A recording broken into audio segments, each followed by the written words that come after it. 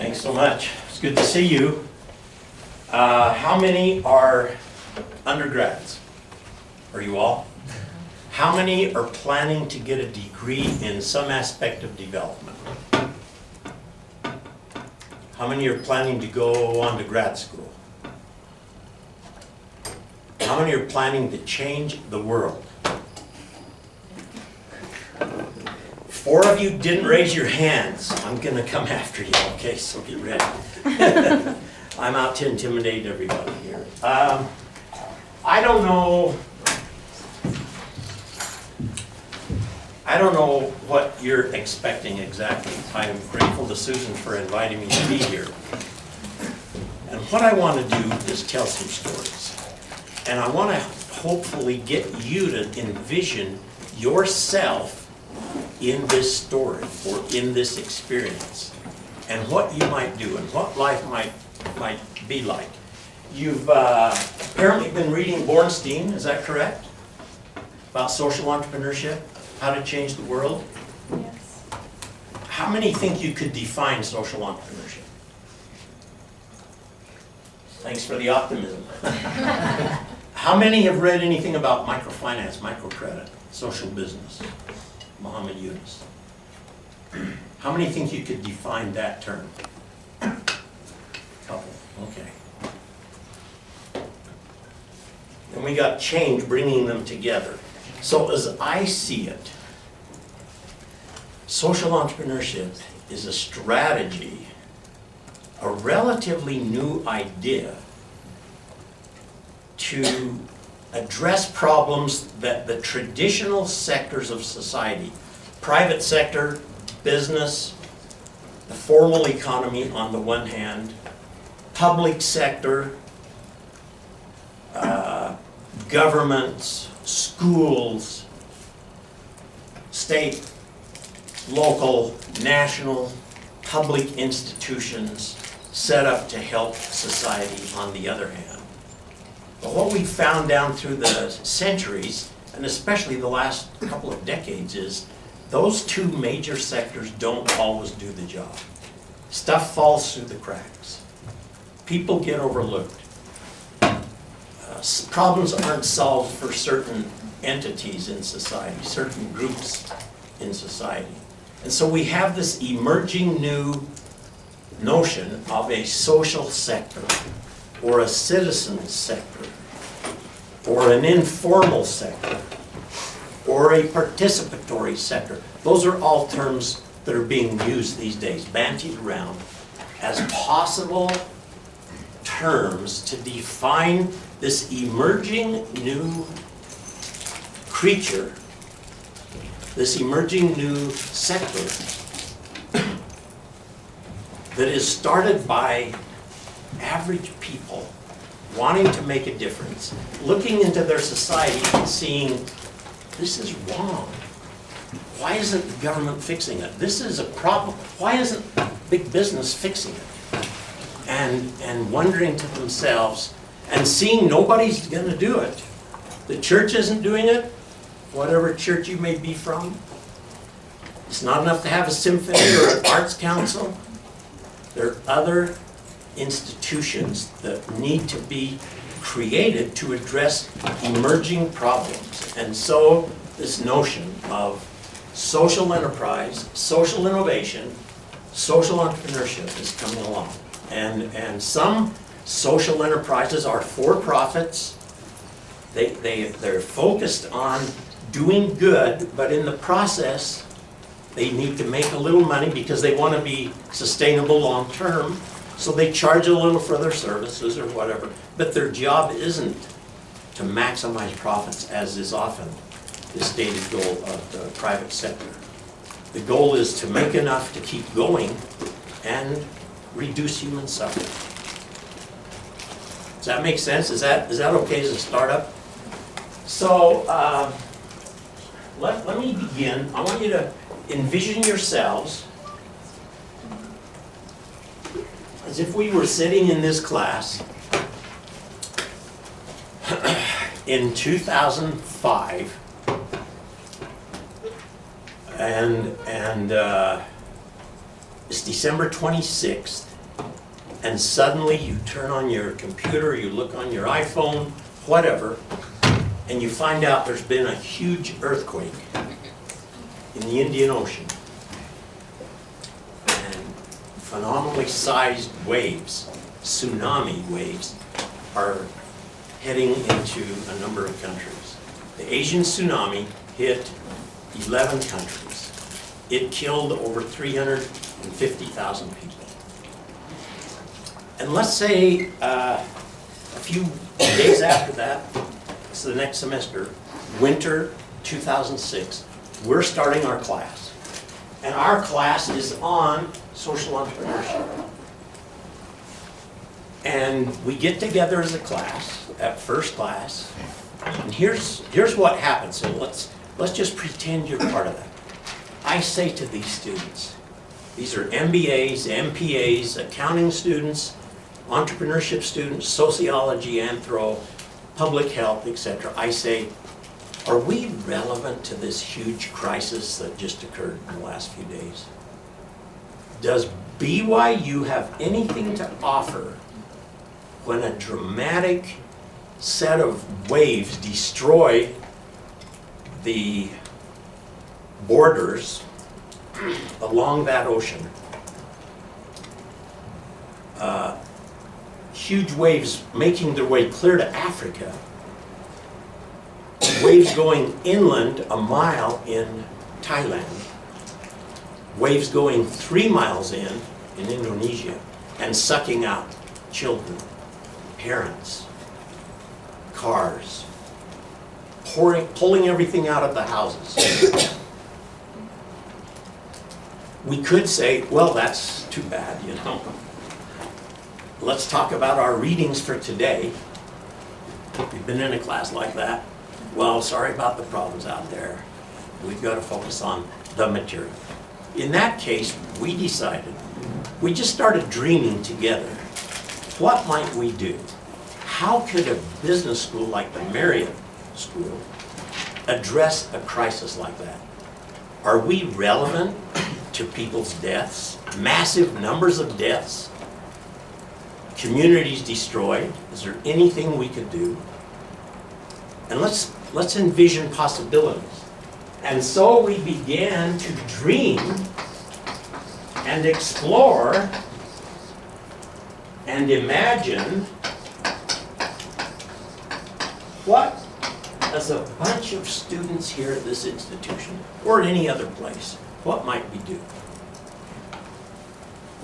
And we decided, let's form a new NGO. Let's have that be one of our projects that semester.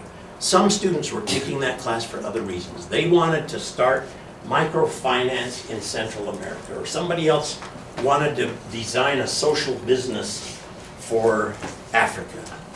But the bulk of that class ended up saying, after a couple of class sessions and debates and discussions, everybody going on the web, everybody finding out what's out there, and looking at problems, and looking at needs, and looking where the worst damage was, and thinking about, how could we do something?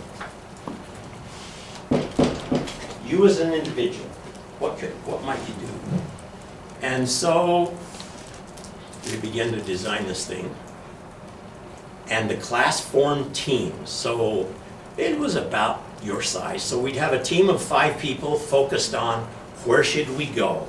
Another team focused on how do we raise some money to go over there when the semester ends. Another group, let's look at the logistics of travel.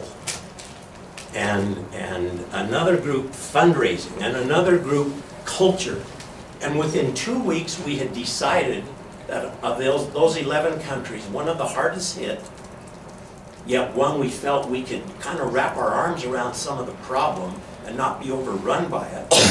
And in fact, we had some people who spoke Thai and knew little about the culture. We decided to go to Thailand because there was a need there. About 10,000 people had died. 30,000 had lost their homes. 3 huge villages along the Khao Lak coast were destroyed, decimated. the prince's Navy boat, his destroyer, that he would go out on the ocean off the coast of Thailand, was about a half a mile inland, stuck up in some trees on a hill, got tossed into there. Thousands of villagers who were fishermen had lost their boats. Many had lost family members. So we said, let's go there. We can understand those problems. We can provide some services that will be useful. We can communicate ahead of time with them, because they've got internet there, and find out what needs they have, who's trying to help rebuild, and ways we might assist them. Can you envision yourself being part of something like that? Or does it sound too crazy? What are your parents going to say when you tell them, I'm taking this class at BYU from a radical, crazy professor of organizational behavior, and he's saying we should go with him to Thailand next summer? What are your parents likely to tell you? Go for it. Huh? Go for it. Go for it. Your parents are alcoholics, I assume. Okay, so they just been drinking, right? Any other guesses? I'm going to insult everybody before the class is over, so we're starting with you. Yeah. I'm still having hard competitions that I'm going to Uganda this summer, so. Oh, so I've got another option. They're saying, okay, well, you can help design, that's fine. But we're glad you're going with another NGO to Uganda. Does that help? No, I think it's more they're just like. No, Help International, or where are you going? Yeah, I'm going with that. But, Okay, fantastic. Where? What to part of Mbale? Mali? Okay, in Mali, great. Other thoughts? Yep. That's crazy, that professor's nutty. That, now you're getting real, okay. Those are sober parents. Yeah, those are your sober parents. You have one of each, don't you? Just like me, one of each. So those were the range of responses. I got something else going already. I'm going to Uganda with Help International, or I'm going to Chicago to do a corporate internship, or the guy's crazy, or don't you dare go, or it sounds cool, go for it. You know? So we had that whole gamut of responses. And so within a couple of weeks, we had these teams up and operating. And they were looking at these various issues. People kind of forming their own group or their own team if they had some experience with travel, or if they had some experience with Thai language or Thai culture, or if they had some understanding of microcredit or economic development, whatever. So drawing on people's expertise. And we started pumping readings in to each of these teams, and they started finding stuff on their own that we would learn as a class.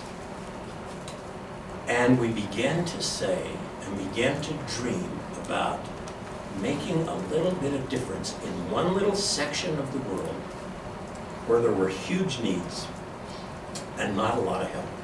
And a place where we felt it would be fairly safe, where we had some ability to understand culture, where some people there spoke English, and we had some team members who spoke Thai. And together, we're going to try this. We brainstormed ideas about what to call it, and finally, the idea surfaced. Let's call it Wave of Hope.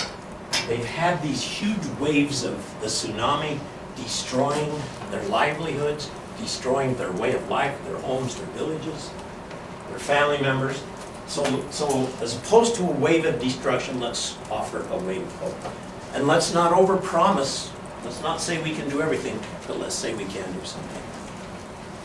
And so beginning in April of that year, the end of the semester, late April, a team of 5 people went over there, found some housing in one of those areas that were hit, but it was housing up higher up on a hill. They looked at places like the Marriott Hotel, Hilton Hotel, some other big hotels there. Huge structures as strong as this building, deep foundations, tons of concrete, cement, rebar, steel, 4-inch thick glass.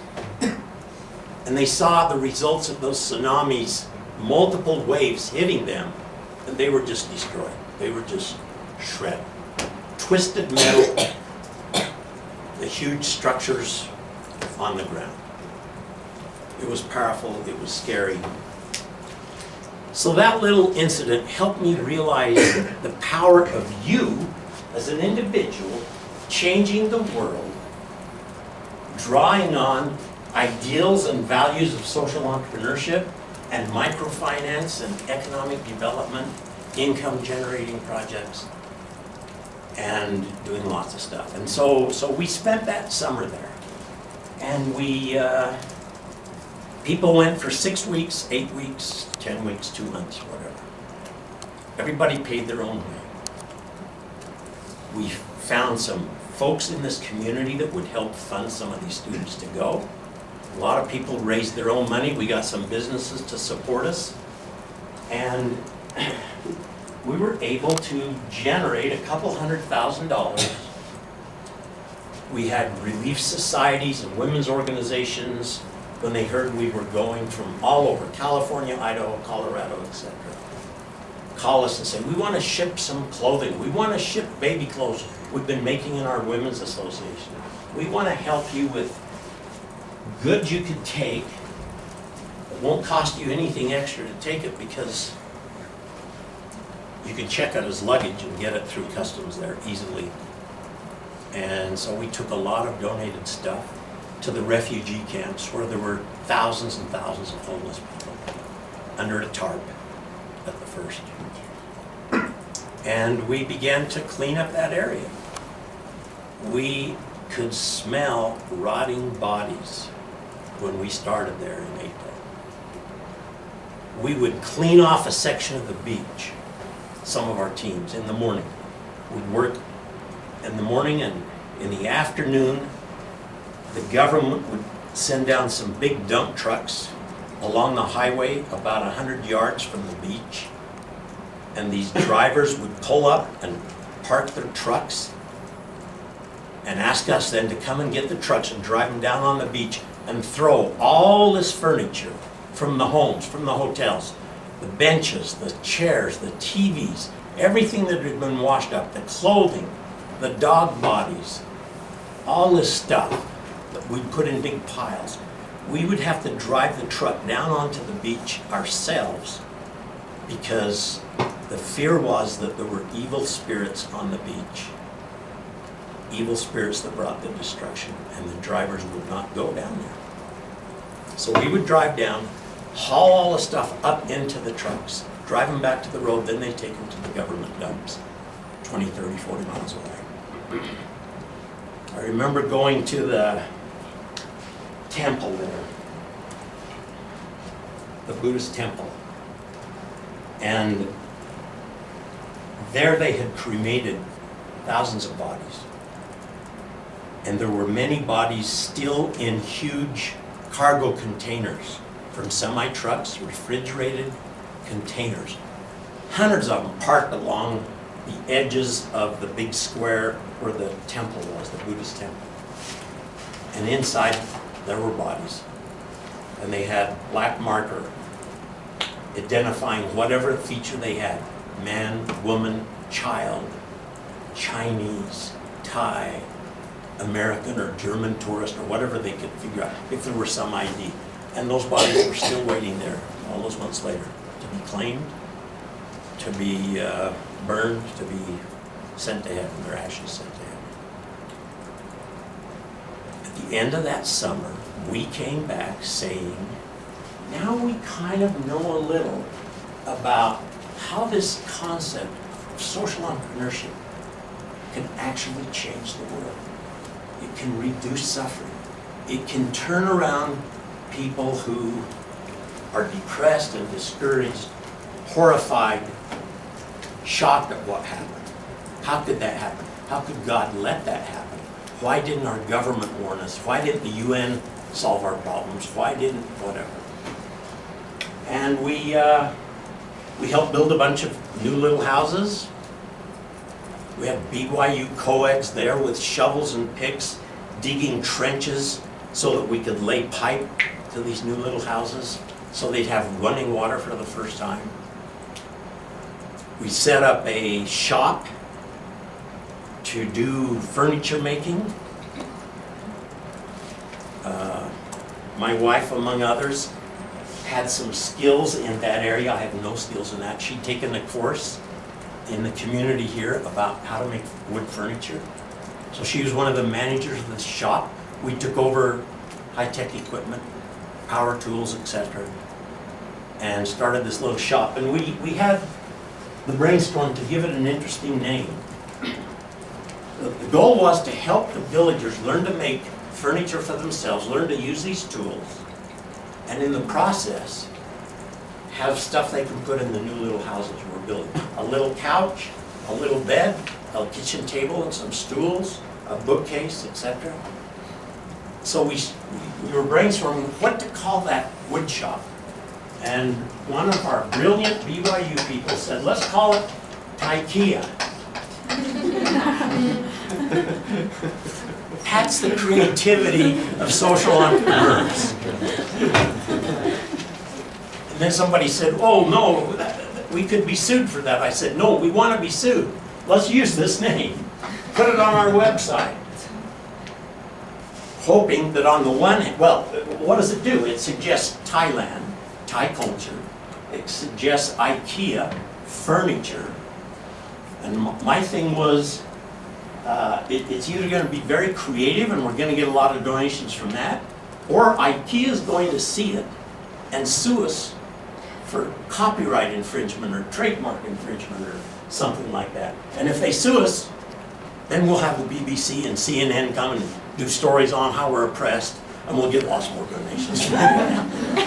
That's my evil fundraising brain at work right there. Unfortunately, neither thing happened. They didn't sue us. They probably never heard of us. We didn't get much money. But we got enough donations of lumber from towns further inland that we were able to help these villagers build this furniture. And see these Thai women for the first time. They weren't working in the fields. They were making furniture for their little houses. And simple tables and beds and stuff like that. So that was the kind of brainstorm we had. We started some organizations, some new little business startups. One of them was called Tsunami Pearls. And on July 24th of that year, we organized this little women's co-op. I don't know if you know what a co-op even is. A co-op is a cooperative that's owned by the people. And in this case, we had a bunch of ladies say they wanted to start making jewelry and try to sell to the tourists. And we said, that'd be fantastic. We'll help you get organized. We'll give you the money. We'll give you the tools to get started with this. And then whatever profits you make, you share among yourselves so that everybody's improved. Everybody's lives improved, not just a few. We didn't want to have a gap between rich and poor. And so we started this little organization. And who can tell me here, what is the significance of the date July 24th in our culture here in Utah, at least?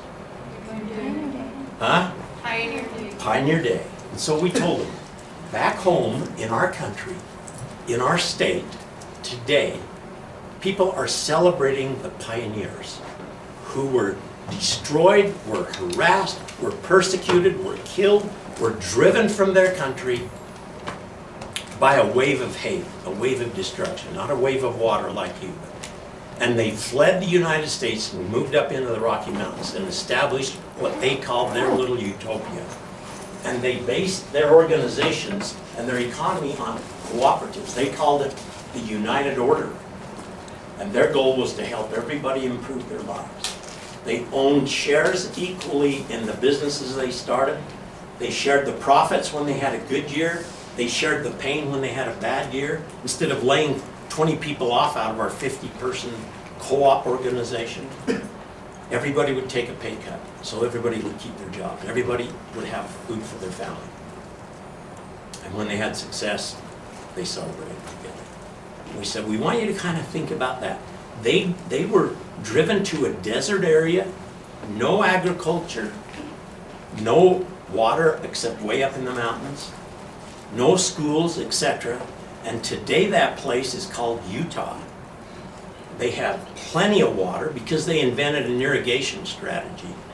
They have a strong economy. In the last few years, 5,000 new business startups have occurred here in Utah. Why? Because of a pioneering spirit, because of commitment and hard work, of hard work and an ethic of work, and a notion that we should try to lift everybody and create jobs for many people, not just a few. And so we tried to give them a vision of what that was like in our country after many, many decades. And we said, we know your villages are destroyed, your credibility, your economic system, your jobs are gone, your schools are destroyed, but you can do it. And so we urge them to think about being focused on education for their children, on economic development for their families and their neighbors. And that little organization took off. So that's an example of, I think, some of the best aspects of social entrepreneurship. It's when people say, well, I don't know everything, but I know some things and I can do something. I can't do everything. I can do a little. Does that make sense? Comments, questions, reactions to this? It was just a bunch of students here. I remember administration folks over in the ASB saying, you can't go do that. It's not going to do anything. It's not going to change anything. The head of the government of Thailand, General Letrat, was overseeing this coastal redevelopment. He had hundreds of millions of dollars. He's the one that provided the big dump trucks. He's the one that provided TVs for every new house we helped build. He said, we'll give them a TV. Most important thing in their society, apparently. We were thinking, give them food, you know, stuff like that. Seeds to plant gardens. No, they got to have a TV first, Professor. But at the end of the summer, as we were wrapping up, come back to campus, he called me over for lunch and I took a few of our BYU volunteers.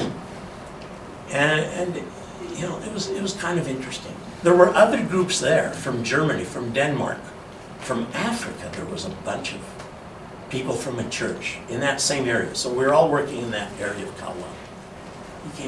He brought us over and sent a car for us and said, Professor, I just want to say something to you. He said, I'm a big shot in my country. I'm the number 3 guy. I was educated here and then at West Point in your country and then the War College in America. He said, I studied in the US, I got 3 graduate degrees in the United States. I never saw college students like these you brought. All over I've traveled in the US and Europe. I've never seen young people like this. And he said, we hope you will feel like you're our brothers and sisters and that we can connect and continue our relationships. One of the other things that happened the last month was Condoleezza Rice, Secretary of State, happened to show up just on the day we were dedicating a school we'd helped rebuild, and we'd made all the desks and chairs and bookcases in Taikia. And we took those wooden pieces of furniture to the school with paint and let the children help paint them the colors they wanted for their chair, their desk, their bookcase. And they put their handprints on it and they put their names on it in some cases. Because they owned this stuff now. This was theirs. They'd helped make it. And Secretary Rice got up to do a little dedicatory speech. And she too commented about these students who just had their photo taken with her and explained how we built furniture with villagers along the coast. And we were there to help celebrate their achievement. And she too said, this is what she said. She said, I am the Secretary of the United States. I'm our nation's face out in the world. And she said, but today I want to honor you because you young people from the US, from BYU, you're the real secretaries of state. You're the real representatives of our country. And I thank you on behalf of our government. So this kind of intervention, small, simple, a little crazy, something we hadn't planned to do that semester. Boy, I had an agenda, I had books, including Ornstein's book on social entrepreneurship. We had a lot of stuff planned, and we used some of that. And others did other projects at the end of the semester. Everybody shared their work, okay? But a number of that group said, I'll never be the same again. And some of them have gone on and started other NGOs. The next year, I think we had about 100 go that first summer. The next year we had about 45. Some went back to Thailand. We kind of expanded the organization and renamed it Empowering Nations. And we spread it to Ghana. We sent about 30 students to Ghana to do work up in northern Ghana for village development there. We had others go to Nicaragua, others go to Panama and do microfinance and stuff like that. Pretty amazing results. Any thoughts, questions, reactions? Yeah. I'm actually going to Thailand this summer to work with an NGO there, and I feel like in this class we've learned a lot about it's a really complex situation. I mean, there's a lot to learn about, Yeah. and you can't just go over there being like, Yeah. I'm American, I can help you. We're here to save you. Yeah, exactly. Yeah. So I think we've gotten a little bit of a reality check and a little bit of hope that we can do something in the world. And I guess my question for you is, would you give us any advice on like lasting change versus temporary change? Mhm. You know, when huge disasters happen like that, obviously people need basic things like Yeah. homes again and food. Yeah. But I mean, obviously a lot of it was temporary relief, and I feel like part of social entrepreneurship is to leave a lasting Mhm. self-sufficiency. Mhm. What, do you have any advice on that? So we helped them create some little organizations that they didn't have before, that they would now own and run, and we gave them money. So like this Tsunami Jewels co-op, the three little schools, we helped them establish. We had some ideas what we would do before we got there.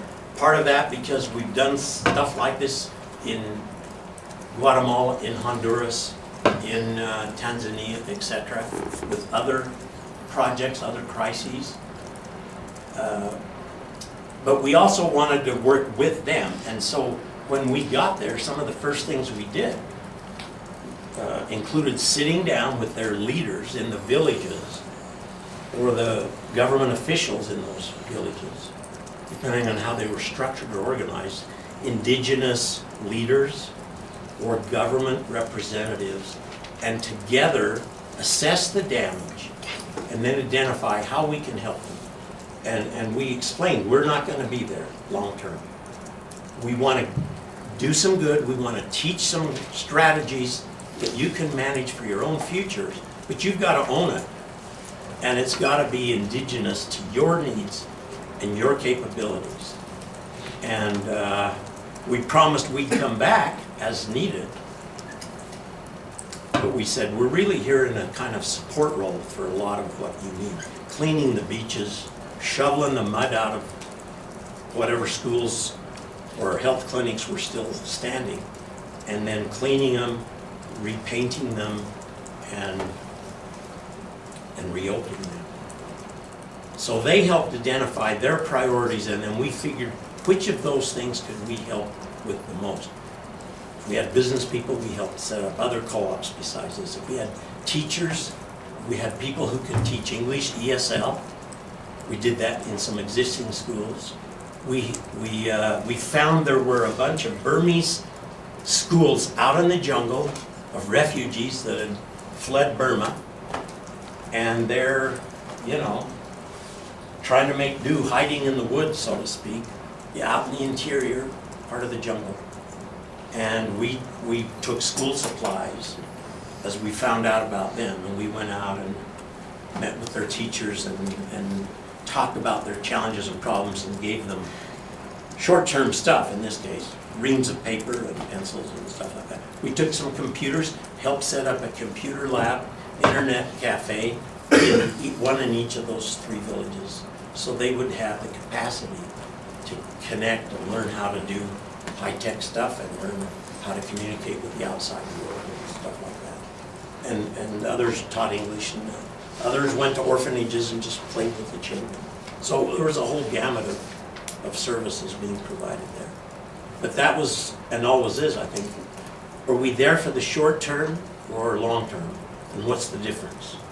We tried to always under-promise, because I've seen too many groups go out promising the world and delivering very little. So we tried to, I don't know, you might call it humble microfinance or humble social innovation. We're gonna try to help you. We don't know what we can do. And this has gotta be your baby. You gotta be responsible for it. We'll train your leaders. We'll help with new technologies. But it's gotta be up to you. Good question. Other issues, yeah. So is your primary goal as like an NGO startup to basically set up a job that you don't want to always have, like, because You, the Yeah. BYU person or the yeah, American? because like you're setting up this organization and then you're just going to ultimately hand it over to the stakeholders, right? The people that are honestly invested. So is that the way that NGOs always function? No. So it's a mix. It's a mix of things. Some are short-term startups. They're simply responding to crisis, and that's a unique kind of thing, which we did there. But it was, temporary. We explained, we're not a big aid organization. We're not the UN, we're not USAID. We're not going to be able to come in and work here for the next 50 years. But we're going to help you get back on your feet. We're going to try to teach you some ideas, some principles, some strategies that might help you have a better future. NGOs have lots of purposes, right? Some of them have a huge goal to last forever and to stay in the same places forever and get big grants from foundations or governments and continue to provide services, to provide training, to provide in-kind donations, whether it's high-tech stuff or food, for the long haul. There's others that say, we're going to start and do a short, small response to a crisis, and then we're going to back out. There's many in our area here.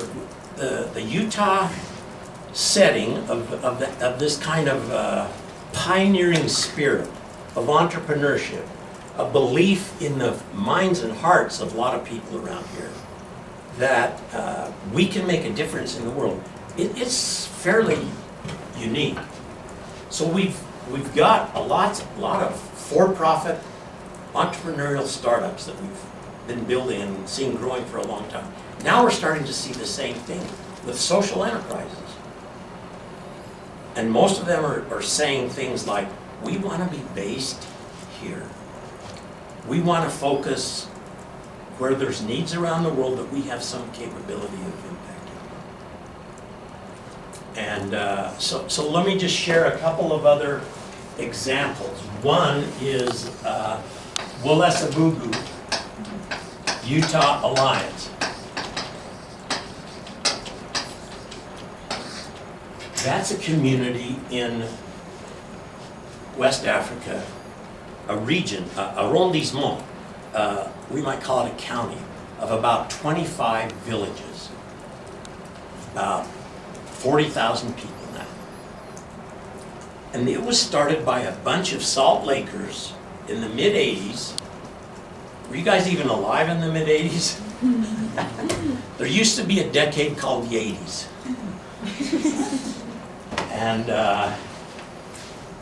And these folks said, that was when CNN was first launched.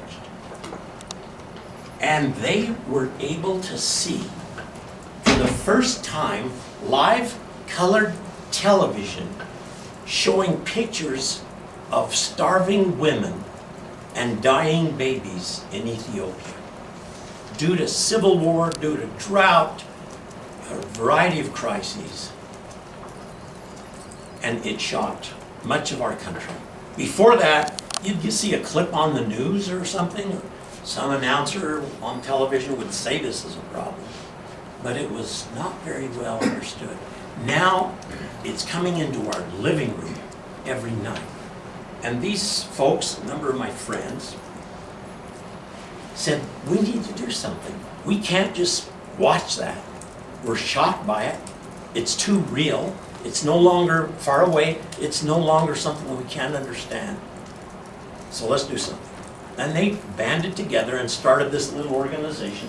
They went to Mali in West Africa.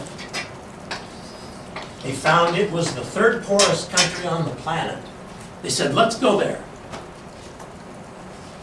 And so they went there. They found this area in the southern part of the country.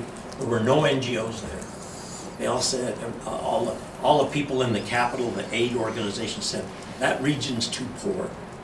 There's no hope for them. So these Salt Lakers, with a can-do mindset, a can-do attitude, said, we reject that. We're going to do something. We're going to collaborate with those people. And we're not going to leave that region until they are having a better life, until there's fewer deaths, fewer infant mortality, lower infant mortality rates, fewer babies dying, fewer mothers dying in childbirth, fewer people unemployed. And so that little organization started. 85, 95, 2005, 2010, now 2013. And they are still in that area. And they've had requests from other parts of Mali and for other parts of Africa to go help them, but they're saying, we're not going to leave this region until they have a better quality of life. And so it's all these villages scattered through the bush. There's no paved roads. Everybody's living in mud huts like their ancestors did 500 years ago, 1,000 years ago, 2,000 years ago. They're raising goats. They have a lot of drought. Sub-Saharan Africa, they've had 18 years of drought. They don't have snow in the Rocky Mountains to come down and fill the reservoirs for the summer. They got nada, nothing. And so we started working there, and we went to their village elders and said, what would be the most impactful thing some foreigners could do to help improve the quality of life in their communities? At that point, 1985, nobody had heard of a term like social entrepreneurship. But the idea of change, nobody in that group had heard of microfinance except myself. And of long-term commitment, that idea began to sink deep in our hearts. And so we started working with one village and then another and then another. And we helped dig wells, and we didn't learn from the start, we didn't know how to begin to do that. We were told by some aid experts that wells would be necessary, and if the village leaders want them, so a woman doesn't have to walk 6 or 8 kilometers with a 5-gallon plastic can, a gas can, empty going over and come back with full of water weighing 60 or 80 pounds, holding it on her head. If they want wells, if they need wells, we'll tell you where to get help to do that, because we didn't know how to do a village well. They said, go to Africare. They've done that all over Africa. So we went to Africare. And they said, yeah, we've got the expertise. We can send equipment and workers and managers, and we can build you your first Welasamugu well. How much is it going to cost, we asked. They said, a couple thousand, don't worry about it. We'll bill you after it was done. When it was done, what do you think it cost? To build a well Sub-Saharan Africa had to go way deep because the water tables were very low. Any guesses? Give me a number. 5,000? 3,000 bucks? $100? Huh? 20,000. 20,000. Yeah, it was 35,000. We didn't have that much money. Even if we gave up our staff salaries, we didn't have that much money. So it was a shocking experience. So after we paid them off and raised the money to do that, we then tried to find somebody who could help us here in Utah, and we found a couple of people engineering groups that knew about wells. And they helped us design a simple well. We went over, we did the second one for about $1,300. And then we got the cost down to about $200 a well. Then we started putting wells in all the villages with them, with the people there. And so water, and then building schools.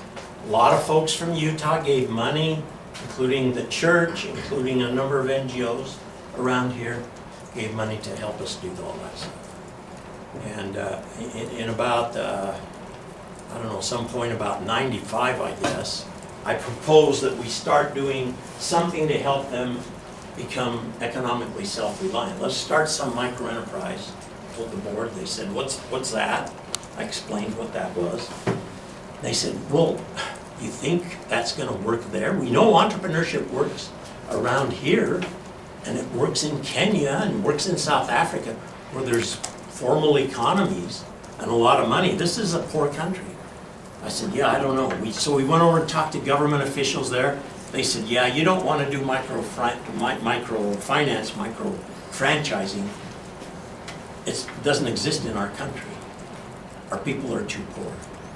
We decided to try something. So we put together I came back and raised some money, 1 million CFA, and went over there and we proposed to this. By then we had a little compound. We had a staff of 3 or 4 or 5 people. We're paying them modest wages, but they were running programs year-round, like the wells, like building schools, like training teachers in schools, etc. And out of that, we then moved to the microfinance idea. And we proposed that 3 days from when we got there, we said, let's have a big meeting of everybody who wants to join the Welesabugu microcredit program. We know many of you won't be able to because you're going to have $2, the equivalent of $2 US to join, because you got to buy a membership. And then through that, we're going to give loans to the members and help them start small enterprises. They said, what enterprise? What business can we do? We said, we don't know. You know your economy, you know your society. We trust you. We'll give you the loan. We'll give you an equivalent of $100 to start a small enterprise. You figure out how to do it. And so we went to talk to the governor and the president of the country in those several days while we were getting our act together, how we were going to run this meeting. We're going to have them elect leaders. And we wanted to talk to the government officials and let them know this is what we're doing. It's not a formal thing. It's not a bank, a real bank. We just want to be sure you understand we're doing it. Answer any questions or concerns you have. And they just laughed at us. They said, what? Down in Welesabugu, the southern part of our country, that's the poorest part. Other groups have come to the capital. They haven't been able to do microfinance. So we would advise you not to do this. We said, thanks. We will consider that. We're going to go back and talk with the people. We did. We talked with our staff, and they said, well, we don't know, but we think there may be some possibility. I said, how many people do you think will show up the night of the big launch of this micro-enterprise program? How many will show up with $2? They said maybe 30, maybe 40 people. 2 nights later, we had the big celebration, and there were 162 people who came with $2 to put in our caixa, our case, our little box. And then we talked about leadership. We said, this has got to be your organization, not ours. You got to manage it. Who do you want to lead it? We think you need a president, a vice president, a secretary to keep track of who shows up to the meetings. You need some trainers, a couple people who know business who can help train others. And what else do we need, you know? Well, we need a accountant person who can keep track of the loans going out and the loans coming. And so we did that. And they elected some leaders. And it was about 9 o'clock at night. We were just finishing up the celebration. They cooked some food. We had some balloons. We had some soda pop. Many of them had never seen soda pop before. We brought it from the Capitol. And all of a sudden, we heard some guns shooting. And all of us guys were ready to dive under the bed or whatever. And dogs barking and the rumble of some motorized vehicles up this dirt path to our compound. And then people began to say, oh, it's our president, Alpha Conari is here.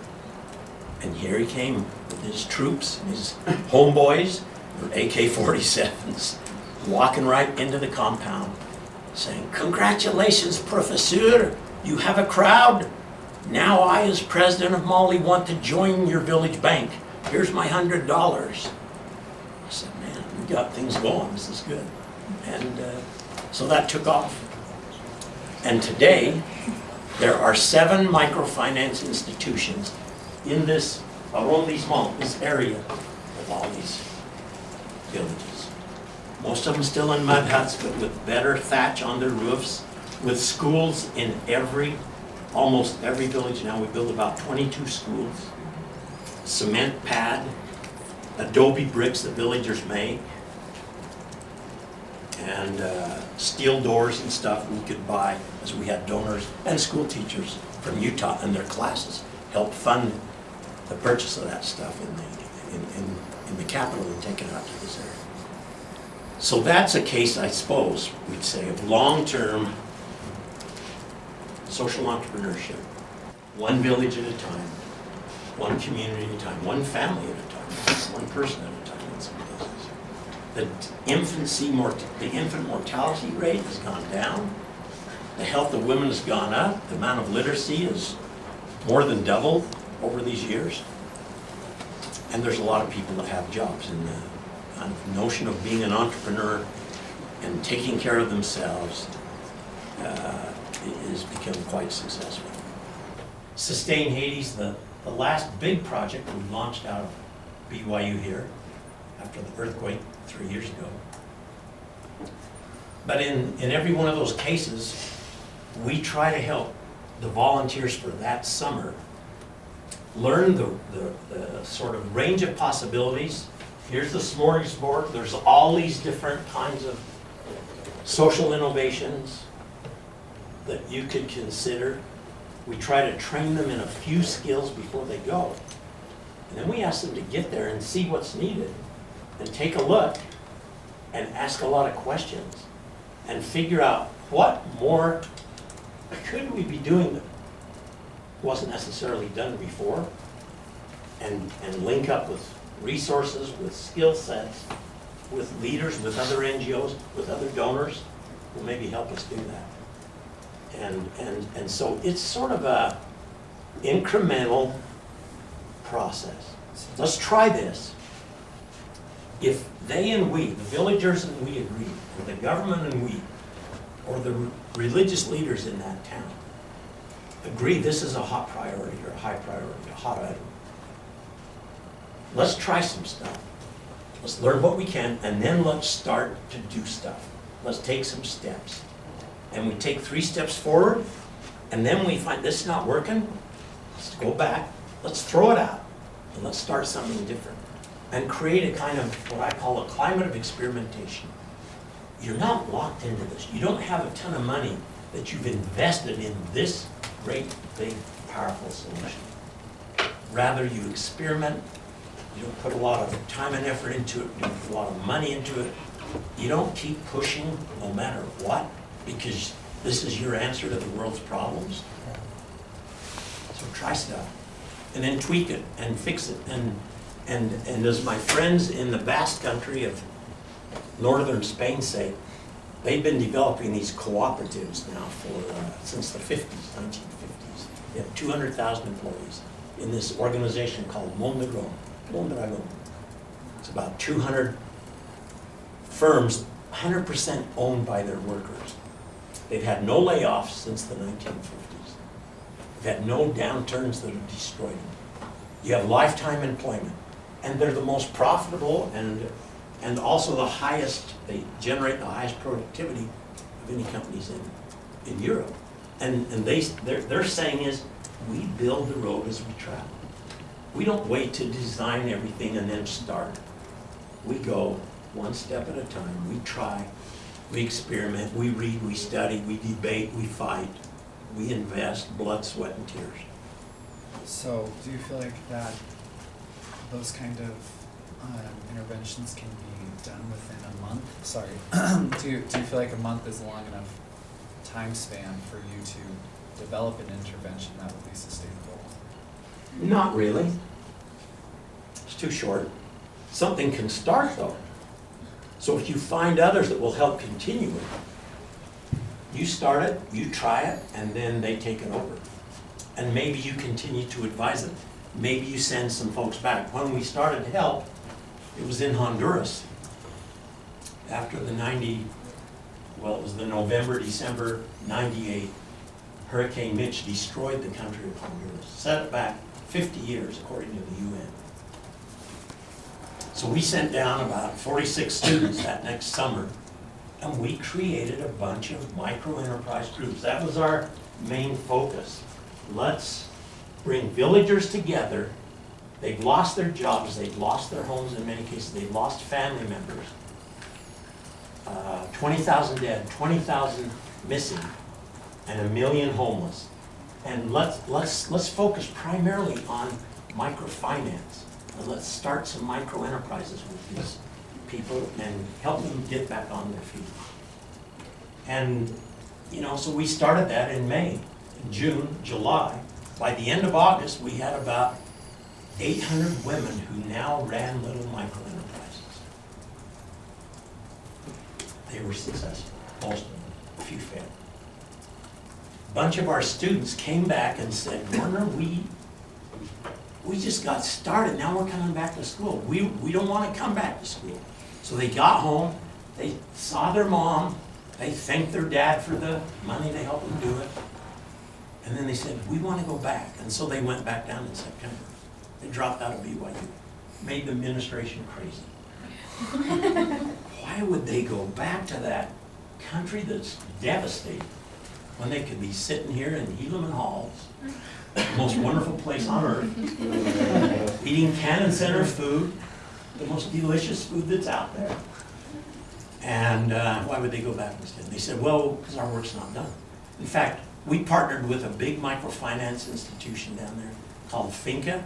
The students came back saying, we failed in some respects because we tried to duplicate what they were doing and work with them and give them our money so that when we start these new banks, let's say you 20 over here, we give you each a $100 loan, and it's, July, start of August, we're leaving. So we want to turn these village banks, these groups of women borrowers, solidarity groups, over to Finca and let Finca keep managing when we come back.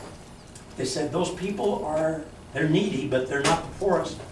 We think we can start our own microfinance organization and help the very poorest in Tegucigalpa and Comayagua and these other little towns around the capital. And so that's what they did. They started they went down by the riverside where people were living under tarps. Not in shacks up on top of the hill, but right down by the water. They said, we want to start an organization with you and give you micro-lending. And so they took off.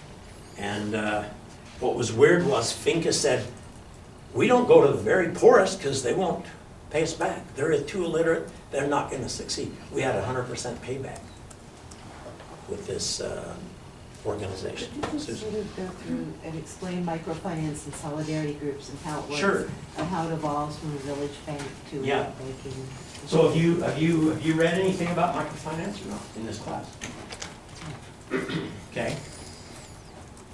So if I were from Help International in Honduras that first year, or Mali in the mid-'80s to mid-'90s, or in Thailand after the tsunami, or what we did this last couple of years, working in Haiti after the earthquake, there, 360,000 dead. A country pancake. We would go into a town, let's role play it like we're in Haiti. So you're all Haitians now, right? Yes. You're Haitian women with one token male. We're happy to have you with us. You and me, bro, now we're here together. We would essentially go into the section of that town, like, let's call it Leogan. Leogan was right by the epicenter. We would go around to the poorest neighborhood and we would ask people, where are the most poverty-stricken families in our community? And they would say, oh, down in the ghetto, down in the favela in Brazil, down in the shanty towns. We would go there and say, hi. So I'm going to say hi. My name's Warner. What's your name? Leon? Leanne? Marina? Lucy? Brittany? You're busy on your phone. Thank you. Yeah. We're here representing Sustain Haiti. Let's say that's what we're doing. We're going to start a village bank with people in your village, in your neighborhood.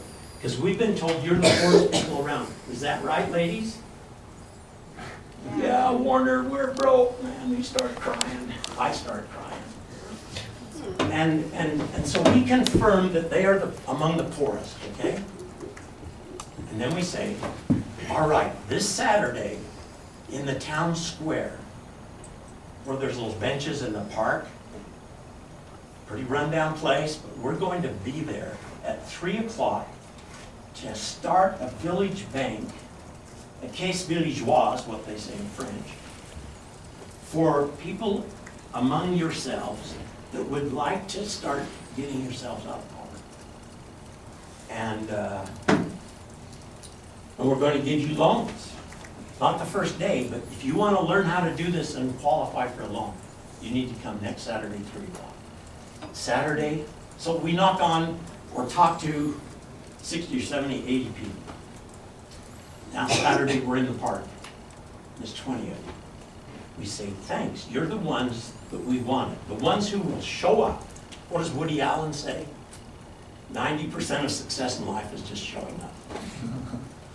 A great source about microfinance, Woody Allen. And Warner, I'm not sure they even know who Woody Allen is. who's Woody Allen? Filmmaker. Yeah. Has done some acting, mostly he's an intellectual filmmaker, a crazy funny guy, comedian, etc. Won a few Academy Awards, right? Is that right? Yeah. Okay. Sorry about them. I forgot, you weren't even alive in '85. So we explain what a village bank is, what a loan is. We tell them the reason some people are successful in your community or in Haiti, the whole country, the whole island, is because they're entrepreneurs. And we want to help you learn to be entrepreneurs. We want to help you get off your rear end. Sometimes we talk like that. Other times we say, we know you've just lost your job. You're hardworking, you're ethical. You want a better future for your kids. We want to help you do it. We can't just give you gifts and hope that'll solve the problem. You need to dig yourselves out of poverty. You shouldn't be waiting for the government after the quake. You shouldn't be waiting for the UN or the US, even Bill and Hillary Clinton. You cannot wait for them to solve all of your problems. You've got to figure out the extent of the problem and figure out a way to dig yourself out.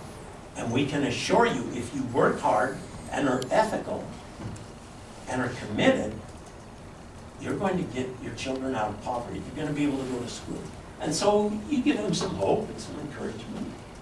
And you explain what a bank is. There's big banks downtown. They know what those are. Why, you ladies tell me this, why can't you just go to the bank downtown and get a loan? No credit. Huh? We don't have credit because we're poor. No credit. Don't you have credit cards? No, you don't have credit cards. Have you ever been in a bank? Any of you ladies been in a bank itself? You say, no, we can't. We're barefooted. We're not allowed in. They have signs. Who goes to the bank? Who gets in the bank? Rich people. People with cars, they drive up to the bank, they go and they take out money. They get loans, and maybe if they have guns, they take out extra money, I don't know. They just rob them. But you're never gonna get a bank loan. You have no history, no credit. You own stuff though, right? Can't you get collateral? Won't that solve it? You have collateral in your little shack to get $100 loan with? I said, no, I don't have anything. My bike's a $5 bike if you're rich and you have a bike. You know, whereas you and I, we can take our cars and go to the bank over here, Zions Bank or Wells Fargo, and say, I need a $1,000 loan. Okay, give me the title to your car. We'll hold that until you pay off your loan. Okay, no problem. That's my collateral. They have no collateral. And so we say, you can get a loan through us. We're going to train you in how to become an entrepreneur. You got to come back next Saturday at 3 o'clock. And next Saturday, most of you are going to come back. You came the first time, you got a little bit of hope. You got a little bit of understanding how a bank works, how a village bank works. And we're your only hope, other than the loan shark. Have any of you heard of the word loan shark? What's a loan shark? Rocky Balboa. Say more. You what? Say more. Rocky Oh. Balboa. He's the guy that goes around and collects money. Sure. If you owe it to somebody. Yeah. So they're hardliners. They will loan you. In the Philippines, when I started our first NGO there, out of my class in '89, called Enterprise Mentors, Mentors International, you know, we found out the only people among the poor that could get loans were people that went to 5, 6 lenders. They would go in the morning to this Rocky guy, this mafia guy, this loan shark, and they'd ask for 5 pesos in the morning. They'd take it and go buy some rice and cook it and sell it on the street, or buy some vegetables or fruit wholesale and sell those at retail on a corner someplace. And at night they'd go pay $6 back or 6 pesos back, 5, 6. That ends up being the annual interest rate on a loan like that is 3,200% interest a year. The poor can never get above that. They can never get up. So we say we're going to provide you microloans through our NGO. We're not in it to make a profit, but we're not giving you free money. We're going to charge you interest. And the next week we explain what's a loan, what's interest, what's the principal on interest, and who do you want to be your leaders? And you guys nominate some of your group to be the leaders. Keep track of who's attending meetings, who's learning, who's getting the loans, who's paying off the loans. And then that little process grows. And maybe the 4 or 5 of you right here, you know each other, you trust each other, you form a solidarity group. And when we give you the loans, we're going to say, here's your 100, sign this document that says you'll pay us back with interest, 10% interest, let's say in 4 months. And everybody else in your little group, 3, 4, 5 people, they sign to also cover you. So if you default, they've got to pay us back. And the only reason we do that is because that's the only collateral we can really generate. It's called social collateral, solidarity groups. And by doing that, we know you trust your friends, they trust you. We know you're going to pay it back. And if you're sick one week and can't come to that Saturday meeting, you're going to tell your friends they're going to come and pay the $5 you owe for that week, repaying on loan and the 25 cents. And the amazing thing is, we tell you, when you, in your little solidarity group, and your bank of 20 or 30 or 40 people, when you paid your loans off, If you want another loan, a bigger loan, we'll give you a $200 loan next round, and then $400, and then $800, and then $1,600. And little by little, you're gonna be moving up the ladder of poverty, and you're gonna start finding dreams fulfilled. Your kids going to school, having money for health care, money when your kid gets bitten by a snake, and you need to go to the doctor, or a cast to put on your daughter's arm, she falls out of a tree. You're gonna be able to do it. You're gonna be able to buy books for the kids to go to school. You pay their little $5 a month school fees or whatever it would be. So that's the power of this stuff. But what I'm hoping is you'll think about this. This is not easy stuff to do. I always say, yeah, changing the world is pretty simple. All it takes is blood, sweat, tears, and hard work. But if you want to do that, if you want to find what it means when Gandhi says, you must be the change you want to see in the world, this is a great possibility. As a project, as a learning experience in school, as a career, for you to do on the side along with your accounting career or your experience after having gone to med school, or being a husband, a father, a wife, a mother, a community resident, a community leader. There's ways we can all make a difference. And I hope you'll think about the centerpiece of all this is you and what you can do. Thanks a lot.